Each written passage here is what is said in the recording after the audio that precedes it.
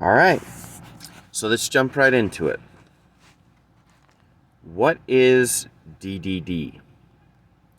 DDD is short for dissociative developmental disorder, which is a really long and tongue twisting and awful for someone who's dyslexic thing to pronounce. So it's gonna be DDD. Um, DDD is a term that I have come up with to describe the type of disorder, um, the way that I've perceived it, and it has the potential to revolutionize so much.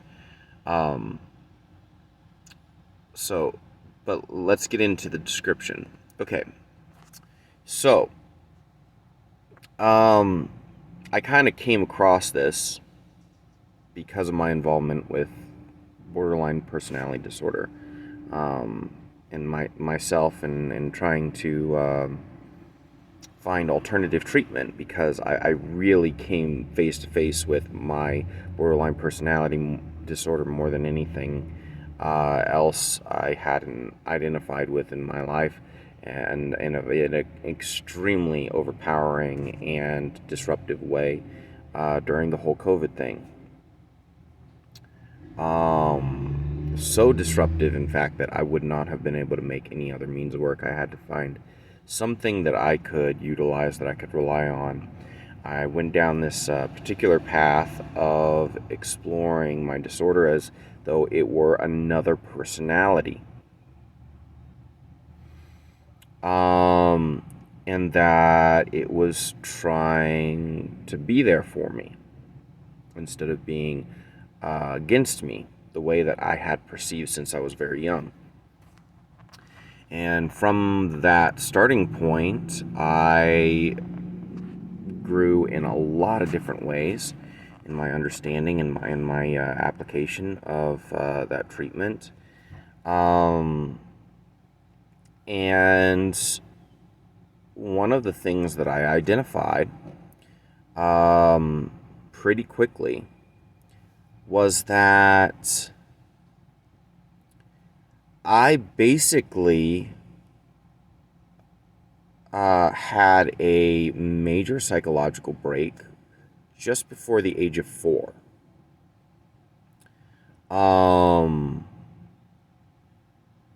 There was this like prolonged feeling of abandonment followed by this really huge event that basically gave birth to my borderline personality disorder and simultaneously a bunch of other disorders. And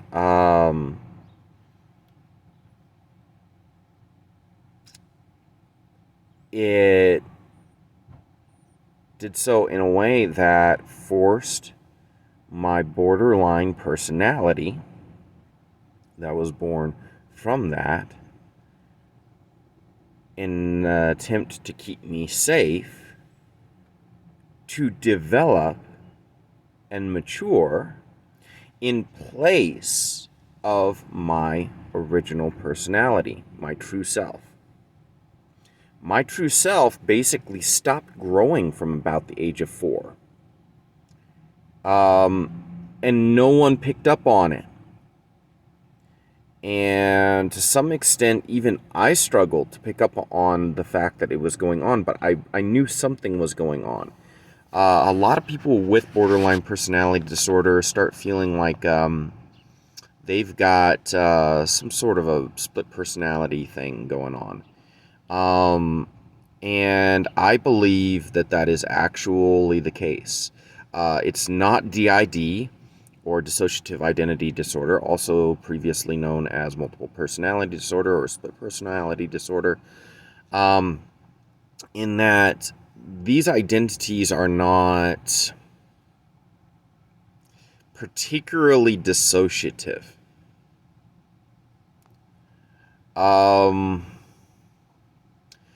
They are partially dissociative. So it doesn't quite fit the definitions of DID specifically, um, but it is there. Um, anyway, the point is this personality had to be protecting me so constantly that my original personality never really got the chance to come back out. Hardly ever. Because the stress and the danger was just ever present in everything. My borderline personality disorder actually became the source of and would trigger my PTSD. Though I had other examples of things that I had been through throughout my life that also attributed to my PTSD, the main cause of my PTSD was my borderline personality disorder. It was the way that my borderline personality disorder was so continuously subject to so much abuse that it became the defining aspect of that personality. A borderline personality. But I don't have borderline personality disorder. Really. My other personality has borderline personality disorder. Kind of. And I kind of have it, but like I said, not really. It's pretty wild.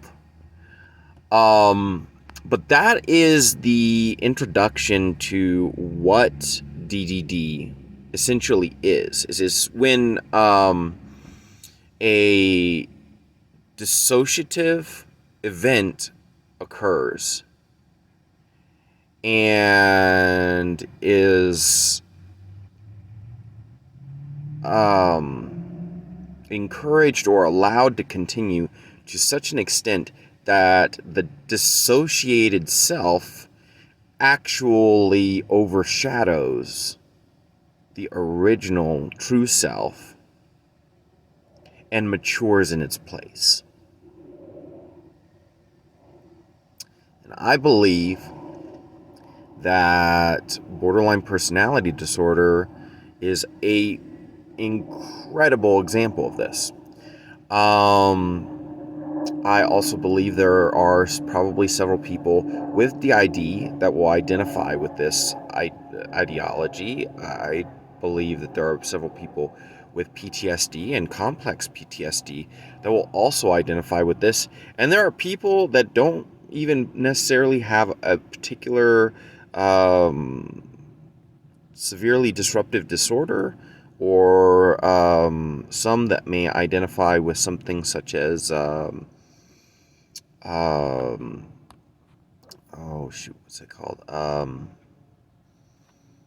Generalized anxiety disorder, and some of those, and it has the potential of essentially becoming common ground for a whole bunch of different disorders, and causing a lot of different disorders that otherwise have accumulated a huge negative social stigma and professional stigma and whatnot, and have been extremely difficult to treat by members of the field of psychology, and make it accessible, more relatable, more sympathetic, and allow earlier and more effective treatment to be provided for people who suffer from this. And so I definitely hope that this enters the mainstream at some point, but that'll be I'll be leaving that up to another individual. I'd be willing to be a sort of case study for that, and work with a psychological professional in order to develop this theory in a more professional sense.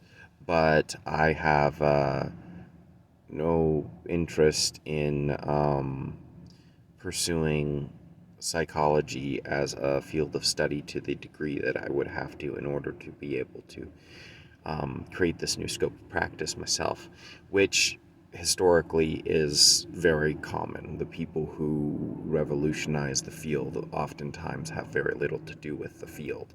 The people in the field who find out about that person are the ones that bring that person's insights to light. Um, anyway,